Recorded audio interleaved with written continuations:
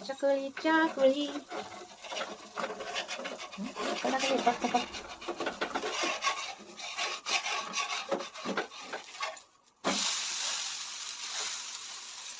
एत सारा होमर थुआ मत उल्टा हो गला आण ए खाइबा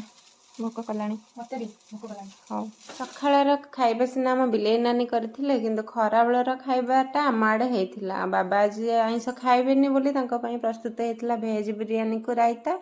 तापर हम दी भाई बसी पड़थिले चक्का पकाई